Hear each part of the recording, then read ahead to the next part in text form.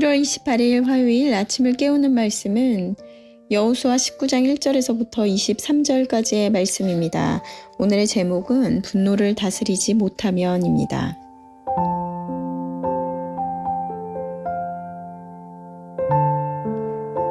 오늘의 말씀은 시므온 지파의 기업과 스불론 지파, 이사갈 지파의 기업의 분배에 대해서 말씀하고 계십니다. 그런데 오늘 특이한 것은 시므온 지파는 유다 지파의 기업에서 나눠 갖게 되는데요. 오늘 9절 말씀을 보면 시므온 자손의 이 기업은 유다 자손의 기업 중에서 취하였으니 이는 유다 자손의 분깃이 자기들에게 너무 많으므로 시므온 자손이 자기의 기업을 그들의 기업 중에서 받음이었더라. 시므온과 레위는 레아가 낳은 야곱의 둘째와 셋째 아들입니다. 그들은 아버지 야곱이 저주를 한 자녀들이었는데요.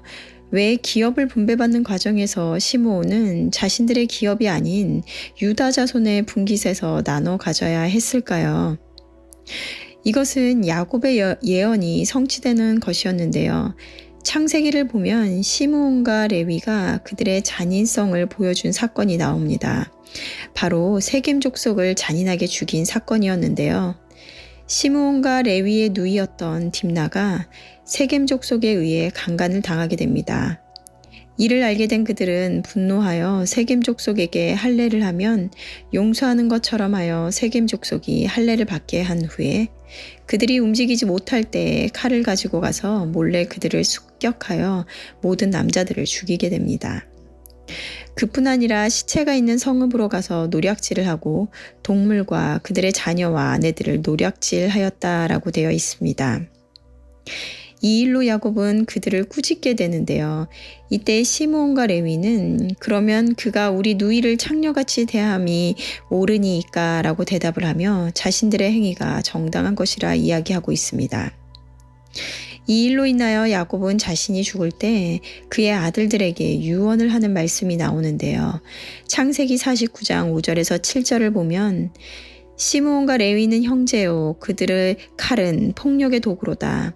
내 호나 그들의 모의에 상관하지 말지어다. 내 영광아 그들의 집회에 참여하지 말지어다. 그들이 그들의 분노대로 사람을 죽이고 그들의 혈기대로 소의 발목 힘줄을 끊었음이로다. 그 노여움이 혹독하니 저주를 받을 것이요 분기가 맹렬하니 저주를 받을 것이라. 내가 그들을 야곱 중에서 나누며 이스라엘 중에서 흩으리로다. 이들은 자신들의 억울함과 분노를 해결하기 위해서 하나님의 언약의 상징인 거룩한 할례를 자신들의 복수에 사용하였습니다. 그러므로 야곱으로부터 저주를 받게 되며 오늘 말씀에서 야곱의 예언대로 시므온 지파가 유다 지파의 땅에 살며 뿔뿔이 흩어져 살아가게 되는 것을 보게 되는 것입니다. 시므온이 딥나의 억울한 일을 보고 세겜 족속을 죽이기로 한 것은 그럴 만한 이유가 있었던 것입니다. 분명히 잘못한 것은 세겜 족속이었지만 이에 대한 분노는 엄청난 폭력과 제약으로 치닫게 되어 사람을 죽이고 그들의 혈기대로 소의 발목 힘줄을 끊었음이라고 이야기합니다.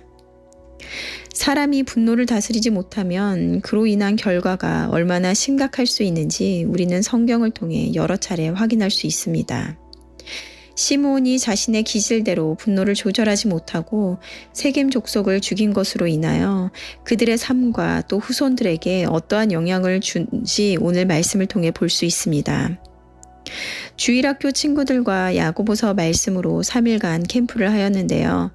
야고보서 1장 19절에는 노하기를 더디하라 라고 하셨습니다.